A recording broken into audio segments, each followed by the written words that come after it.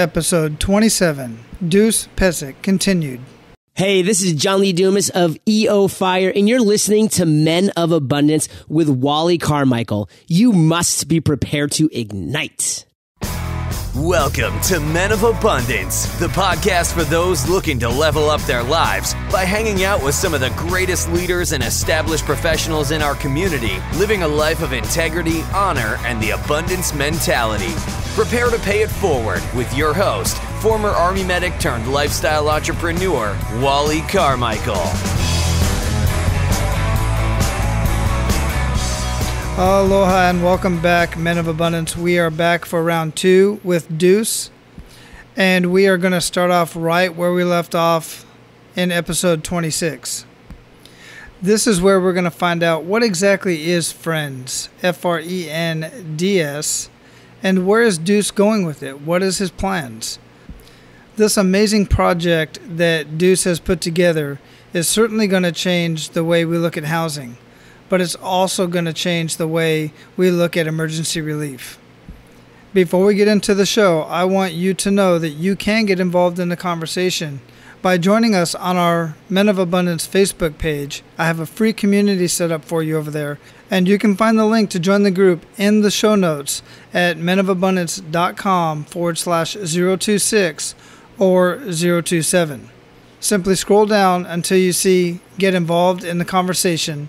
Click on that link, and it will take you directly to the Facebook group. Click on the green button, and I will give you access. All right, now let's continue with the show. What exactly is FRENDS? And the acronym is FRENDS. Yes, sir. They are first response emergency needs dispatched shelters. They were conceived in 2005, but my aha moment was on August 29th, 2005. And the way FRENDS became involved is because in 2003, Henry Blake had a great quote that said, "I must create a system or be enslaved by another man's." Okay? Mm-hmm. And that kind of gave me that look, I'm not finding the house that I need. I'm not finding, at that time, it was the height of the housing industry. $100,000 really didn't get you all that much. You know what I mean? And I thought about it, and I was like, well, let's see. The market determines the homes. Okay, so what if at that time, my thought process was, what if Nick's mom decides that she needed to move or something, whether it be work or whatever. I don't, and my son goes with her, how am I going to get to him again? Now, if the market crashes, now it's going to be, harder to sell my home, and the longer I'll be before I sell it to be with my boy again. Because let's be honest, I'm the new American dream, which is paycheck to paycheck. It was hard to save up. And then, of course, when you have a family and you have kids, money's going everywhere. So, how is it that I'm going to go ahead and get to him quicker? I don't want to be away from my boy. I'm here because of him. I'm going to chase him, but what's that gap? And the market will determine that. So I was like, all right, well, I thought about, all right, well, how about a movable home? So even though manufactured homes were gorgeous, they're making beautiful stuff, it was just not my taste. Once again, growing up in New York City and living in South Florida, I like that cutting edge design, clean lines, interesting materials, modern minimalism. That's what I like. That's my personal taste and flavor. And you can't find that in that type of package of home. So I stemmed into prefabricated homes, and those were great. Those were new. They just started coming out right around 2003, 2004, and people were making beautiful structures. But because it's a new concept and the materials were expensive, you're still looking at $250, $280 dollars a square foot. You know, so I mean, 1,000 square foot home is under 300 grand. That's wow. You know, holy cow, that's not much either. You know, but you get a nice property, but you know, it just wasn't like cost effective for the average guy. You know, so I thought about it. I was like, well, how about if I start doing like a kit home? Well, I was looking around for the perfect type of architectural structure. I love architectural and structural engineering. Those just to kind of give you a heads up, I love architecture. I think the homes and, you know, I mean, you could get some wild angles and unique materials and, you know, blend them together to form something absolutely phenomenal. Yeah, that's obvious by looking at your Facebook page. Yeah. Yeah. Beautiful, Yes. beautiful pictures, by the way. I love looking. Yeah, thank you. Yeah, listen, and yeah, absolutely. I gotta tell you, man, people are making beautiful, you know, and my hat's off to the photographers. You know, the beautiful shots they take out there. That's another reason. You know, I've got actually quite a few photographers that are following me because they like the pictures I post. So, you know, hey, high five. That's great. But you know, I was looking for what type of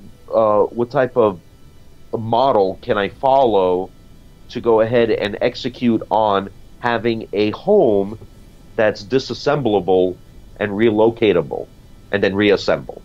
So that way you're skipping that whole middleman of having to sell and then go to closing and then go, you know, to the city where you're moving to, and, you know, now you got to find everything all over.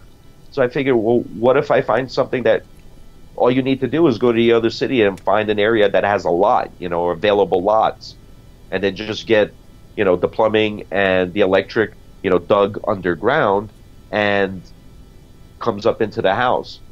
And now you just relocate your home piece by piece. Not piece by piece, but, you know, you disassemble it, put it on the back of a semi, relocate it. Well, I found the home. And the home that I cannot wait to build is my home that is modeled after the Farnsworth house. The Farnsworth house was built in 1951 by Ludwig Mies van der Rohe. Steel pier construction.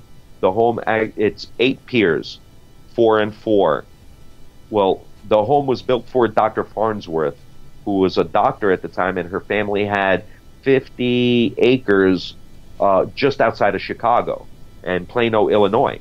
So she commissioned Ludwig Mies van der Rohe to go ahead and build her home, and in 2003 or 2004, the National Preservation Historic Society in Washington purchased the structure as an icon architectural piece that's being preserved.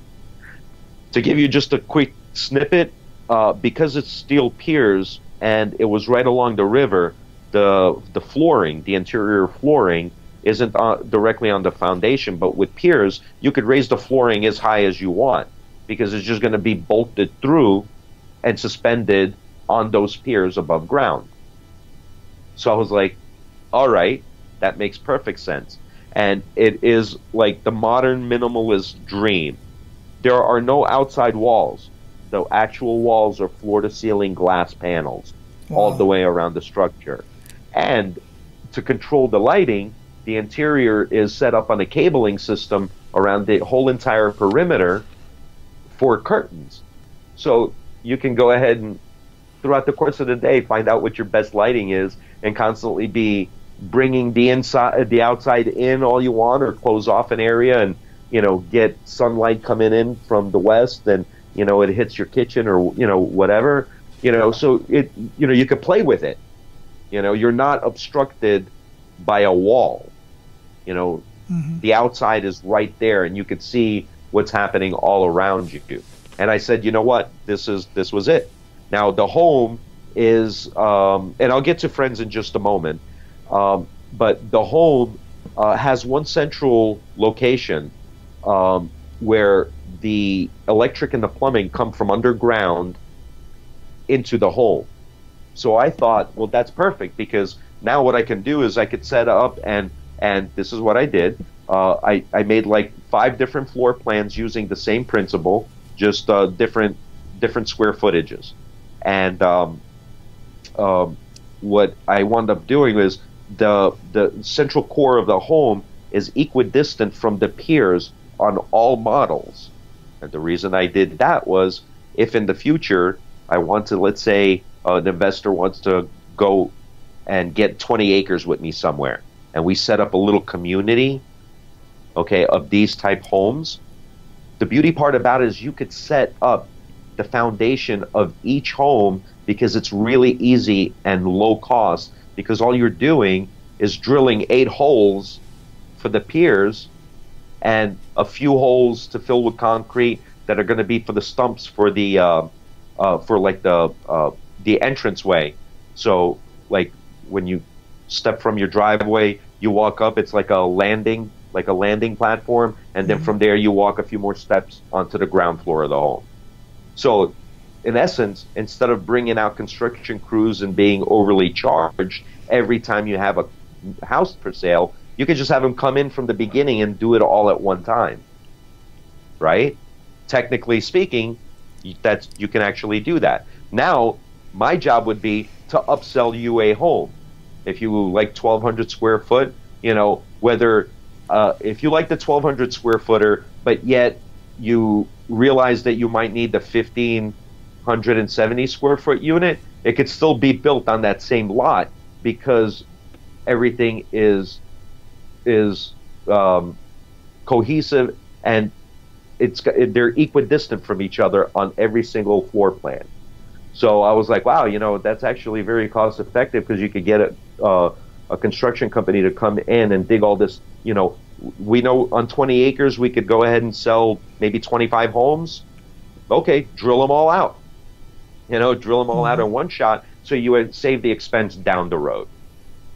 And before I get to the how Friends evolved, is this actual home actually grew to the concept today, which is I want to sell our home still, even though Friends is the foundation of the company. There's going to be home sales, and I want to set it up to where we're a design, plan, and build facility, meaning you come in as a home buyer, you pick the colors of the floors that you want, you pick the cabinet colors, you pick the colors in the bathrooms, how you want the walls to look and so forth, and we cater to that, and then we put it together in a 8 to 10 week period, and then we ship the home out to you. But what I'm very, very proud to say is because I like high-end design, and the skeleton of the home is really inexpensive, honestly speaking, my high taste in furnishings wound up being 4 times more than the actual steel structure of the home. So what I did is I taught myself. I'm proud to say that I'm self-taught. I don't owe anybody any money or anything. This was all out of pocket, and I read a lot to learn. But it opened up the market. Now, instead of just house sales, now I can do home improvement stuff, because I make concrete countertops. I do backsplashes. I create vessel sinks. So all that stuff, could be tailored to how you want it to look. That's gonna hope now that happened, and the actual home project wound up opening up, working with the same materials. I wound up creating business cards and concrete pocket pens. So, all working with polymer resins and concrete. Now that's catered to the, business gifts and ideas market. It opened up coasters and accent bowls and table centerpieces. Well, that opened up the market to the home accessories market. You see where I'm going with this? Yeah, absolutely. It's and of course, concrete countertops, backsplashes. That's tapping into the home improvement market. So just that one house, the dream of not being away from my boy, created me to specialize in working with these 2 materials that now that alone has 4 to 5, marketable areas, So I'm very happy, and that just adds to my executive summary and my business plan, because as of today, with my life's work, I have a total of 9 product lines affecting 7 different markets.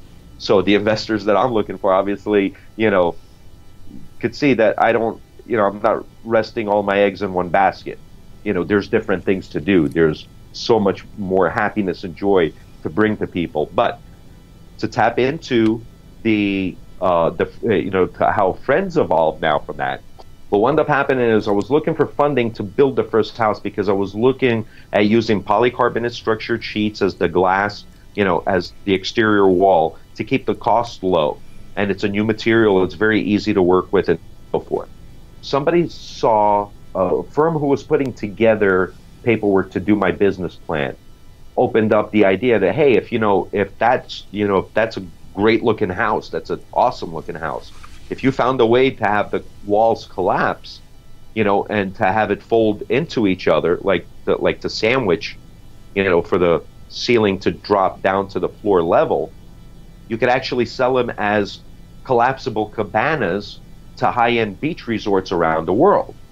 Who wouldn't want to be in a all-glass cabana sipping on a margarita on the sand, with like 10, 15 other of their closest friends, because it's, used for like public recreation, right? Mm-hmm. And the idea behind it was for them to be like a midpoint on these beaches, to, between the beach and the actual resort, you have a place where you could stop, and like one structure could be like just a shower, then another structure could be a cabana, another could be a bar, things of that nature. And the idea was that at the end of the night, people tuck things away or take them out of there, and then just kind of press a couple of buttons and have motors drop the roof down to the floor level. That way, in case there's any hurricanes or storms coming through, you could go ahead and shut down, and the storm will blow over them, because there aren't any walls to be knocked down. Right. They would just be covered with sand. Well, I was drawing how the walls would collapse on my desk in my studio apartment while the TV was on, and as I was drawing different ways that the structure would fold into itself, August 29th, Hurricane Katrina is pounding New Orleans. And that was my aha moment. I was looking at the floor plans, I was looking at the news, and it just hit me. I'm like, you know what? We can do this retail stuff here later, like down the road. But the premise, the first and foremost function these units are going to be is for humanitarian use right there. Because just 7 months prior, the tsunami hit Bangladesh in India, that December 24th on Christmas Eve in 2004, where 284,000 people died. Well, that was like the beginning of my, like what's going on in the world. How is it that 300,000 people can die in a storm? I don't understand that. Those numbers just do not jive with me whatsoever. And then in talking with, not doing like a case study or not, purposely go ahead and question different doctors and nurses for their opinions, no surveys or anything like that, but just talking to doctors and nurses, the idea was that no, 300,000 people cannot die all at one time during a situation like that. But a lot of them do get hurt. You have, they become septic, bacteria sets in, and at that point they really literally only have hours to live unless they get the proper medication. Sometimes all it is just a shot. You know what I'm saying? Mm-hmm. So to me, like, those numbers just were mind-boggling. I'm like, look, there's got to be a better way. Like, what's going on now? Like, what's happening? Is it transportation? Getting supplies to the area? Is it emergency management, or is there like a variance in reaction time, or is it, because, and what I did find out is, it takes a while to get, your volunteer nurses, your volunteer, just your regular volunteers, nurses, medics together to go to an area to help. Okay. So I was like, all right, there's got to be a better way. So I started building FRENDS around that principle. Now, FRENDS being first response emergency needs dispatch shelters. What they're like, for example, the earthquakes that we had in Bangladesh and Italy just yesterday, the day before. Mm-hmm. Okay, in situations like that, conventional transportation is cut off because roads. I mean, during an earthquake, roads are destroyed. You can't use conventional transportation to get in the area to help people. Well, if it's if you have a population like, let's say, Nepal, okay, Nepal, you had their towns and their little towns and cities, where they all congregate. When the Nepal earthquake hit, the airports were destroyed, so you can't get help to them. Okay, it was difficult to transport supplies to the affected area. Well, I was like, all right, so the first thing that I came up with was, all right, well, whatever I'm going to build, it has to come from above. It just has to. That's the fastest way you can get to those folks. Well, what I found is that you need people, you need supplies, and you need a facility to be able to do the work to help people in despair. Okay? Now, what I wound up doing is my FRENDS, they're 15. I've got two sizes, and I'm planning on building both sizes. Even though the smaller one is going to be the most popular one, but the big one, it needs to be built to show that we do have an exact structure in a larger scale for those areas that you need to temporarily house people for a period of time.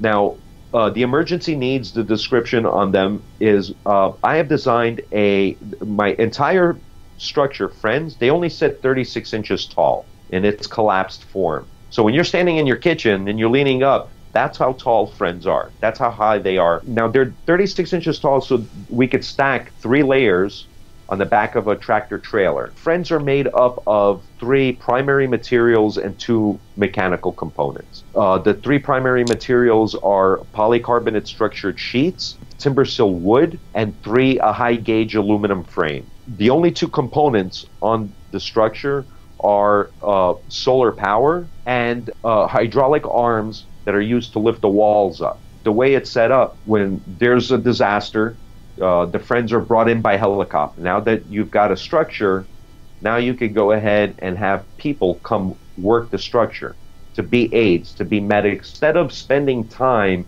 in putting a structure together, my units, because they have the solar power and the hydraulic arms, when they are released from the helicopter and the medics come down after, I have it designed to where it's a wired control box, like an industrial garage where they have the roll-top cages, and it's just that yellow big box on a thick wire. That's pretty much what each FRENDS will have to be operated with.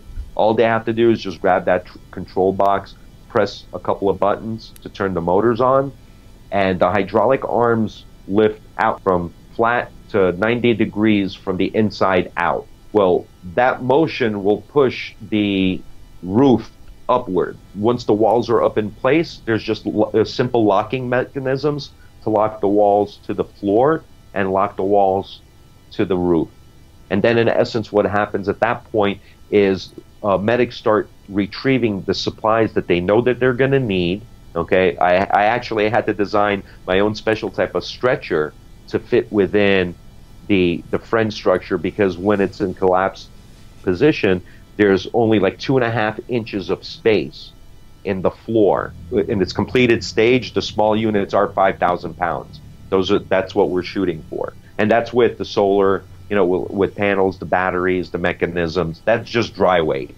That's just a unit by itself. But once you start filling it with different supplies, we're looking at the additional supplies come up to about 1,000 pounds. So you're looking at a 6,000 pound total weight structure. So I had to look for materials that are, that are strong but yet durable. I see a lot of applications for that. One, as you mentioned, for these humanitarian relief. I've been on a lot of humanitarian relief missions around the world. I'm a retired Army medic. I was an Army medic for 25 years. Yes, I saw that. Yeah, so I spent a lot of time in South and Central America. We would go out building schools and clinics for communities, and we'd do what we called medical readiness missions, where we would do everything from pulling teeth to giving sutures, not a whole lot of medications for various reasons, but we always end up taking along with us these huge, bulky tents that were cumbersome. We've gotten better over the years with the tents and stuff. Sure, we've got one that just literally just like you pull it apart and it pops up. But even still, it's got a lot of, there's not a whole lot of insulation. We have the huge AC units that go along with it. Really good equipment, but this would definitely be something that would make it a more permanent structure that we could actually, even if need be, which in a lot of cases we do leave equipment in place. And we could leave something like that in place for the community to continue to use. And then on a commercial side, before you got into the humanitarian, which is just completely abundant and in your mindset, and I love the way that you think, and that's another reason why I'm glad I got you on the show. But from a commercial standpoint, I'm seeing KOA camps popped up for RVs. And one of the best investments is land for trailer parks, for trailers. You could have communities around the world where this month I want to live in Florida, but next month I want to be in North Carolina. And I can just move my home. Yeah, absolutely. You could definitely do stuff like that. I mean, my current plan right now, obviously the first year is going to be dedicated to building the prototypes of Friends, doing the big, marketing push, letting the world know who I am. I want this initial growth period, and the things that we're looking to do, we're looking to be everywhere, because that's the only way that you're going to wind up getting eyes to you. So, we're definitely planning on doing a big marketing push. And as far as the various markets that I've chose for Friends, is that, obviously I'd like to seek a military contract with our country. That's obvious. Once we get them built and we apply for that, that doesn't stop us from being able to sell to, independent states, like going to the, governor of Georgia, going to the governor of Louisiana right now, with the flooding that's going on there. I have a representative in Malawi. There's another gentleman showing interest in Liberia. There's another gentleman who was doing some work in Canada, talking with the Minister of Defense for Canada. So I've got these 3 people that were going around pushing for me early this year. It was like February, March. So, I'm very grateful that, people see the vision and what we aim to do. Well, it doesn't stop there, because, we want to go ahead and offer our product to whatever community. I've got a solution. I want to be the Uber of first responders, during the stormy seasons. But what about the winter? And of course, the first thing that hit me was, listen, during the winter time, homeless shelters, if you're not there early enough, you lose a spot, and that forces homeless people to live in the street. Now, actually, the cities could actually use these as additional housing for overnight, just a place to put your head down at night, be warm, and you can continue your day tomorrow. So now they can be used year-round, during the stormy season and then during the winter season. I've designed a latrine inside the units. You have power, so if you do have a phone at least. That's why somebody said, well, you're a disruptor, because it's not that you just provide a product, but you're providing enhanced logistics to get to people quicker, because that's the underlying thing, is to get to the folks that are injured. Now, what's happening now is people have, like FEMA's and different organizations have their makeshift tents, but, they build them on the outskirts of the devastation. Now, it's hard to get to those people, that are injured within the area. Well, Friends are designed to be brought into the area. You're eliminating that whole walk, that whole hike. You're setting up within the devastated area where there are people around. That is the big key of Friends, is we're saving time. We're getting to you quicker than conventional methods. The thing is that there's still nobody that does what I do, which is getting there, getting in there. A lot of times volunteers do not go out is because you can't perform the duties that you need to do to save someone under a blue tarp.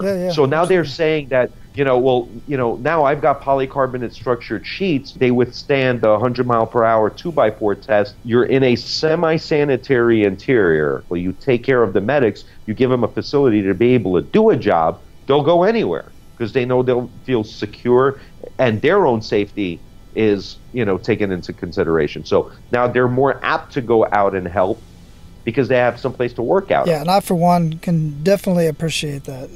Absolutely. I did see on the flow notes about mentioning any books to read. If I could share that. Yeah, absolutely. Yeah. I've heard you in the previous show that you just did with Eli. What 2 books would you read? The 2 books that I would recommend people read are Jab, Jab, Jab, Right Hook, Gary V. The other book, I have to tell you, somebody I want to recognize. There's a fellow humanitarian that I met through Facebook. We became friends. Realized we're very much alike. He's a freelance writer. He's from Iceland, and he lives in Portugal now. And he has an interesting life story himself. But his interesting life story led him to write his own book. Before I read his book, I read some articles that he wrote. This gentleman, his name is Egzus Belial. He is the author of the book, We Are the Creators. The thing is that, he's a luxury lifestyle coach. And his big thing is mindset, very much to self-awareness. But it's the mindset, everything from, changing your thoughts and behaviors about like education or diet or handling finances. I have to say, he's become my favorite writer. I will have those books in the show notes as well. How can we get a hold of your friend's book? If you go to Egzus, that's EGZEUS, Egzus.com. Perfect. I'll have that link in the show notes as well. Yeah, that way you can just click on it and go directly there. It definitely sounds like a book I want to get a hold of for sure. So we're going to close this up here, and before we do, I would like to for you to leave us with a real quick parting piece of guidance and any way that we can reach you or stay in touch with the project, and anyway, if anybody wants to reach out and help in any way. Oh, fantastic! Yeah. Well, the only account that I use, my personal name, Deuce Pesic. That's DEUCE, and last name is Pesic. P as in Peter, E S as in Sam, IC. That's on my on Facebook. You feel free to follow me there. I'm on ND Pesic Group on Twitter. I'm on ND Pesic Group on Facebook, where you'll see some of my previous work. I'm on ND Pesic Group on Instagram, and I'm also on. I have a channel on YouTube. It's ND Pesic Group. Perfect, and I'll have all of that linked up in the show notes. That'll be at menofabundance.com/026. There will be timestamps to various conversations that we just had over the last conversation in this episode, and all of the links that he mentioned, as well as the links that Deuce mentioned about all of his friends that he's grateful for that have various things going on as well. We want to pay it forward to them as well. And that way it'll be easier because most people that listen to the podcast are driving, can't write stuff down, so I provide all of that in the show notes for you. Oh, absolutely. That's fantastic. Thank you. My pleasure. Deuce, this has been one heck of a conversation. I just let you run with it because I just love hearing your story, and I love hearing your passion about all the stuff that you have going on. I'm truly, truly amazed. It's really good stuff. I definitely look forward to having you back on later on when you get everything up and running, and I'm really excited about that. Awesome. And Wally, I was thinking about this today. I was like, this gentleman doesn't know me, but, he could obviously see the vision. I said, I talked over with Pete earlier, and I said, listen, I think, when we do the grand unveiling party of the Friends Project, I think we want to go ahead and bring you out to be part of the celebration. Man, so I would be honored. I would be just very happy if you came to that. That would mean very much to me. Awesome. I look forward to it, man. Awesome. Thank you, sir. Once again, I'm speechless. Thank you so much for having me on your show. It's my pleasure, and that's what Men of Abundance is all about. Have an awesome day, Deuce. Sir, you do the same. Thank you. All right, Men of Abundance, once again, thank you so much for listening, and I appreciate all of your support and feedback. And if you have not had a chance to subscribe, rate, and review on iTunes or Stitcher, please do so right away. Now go out and live your life of abundance, and make sure to pay it forward. That's all for today, Abundance Leaders. For more about our guests and the powerful information we shared with you today, be sure to sign up for our mailing list at menofabundance.com. We appreciate your time and look forward to hanging out with you on our next episode.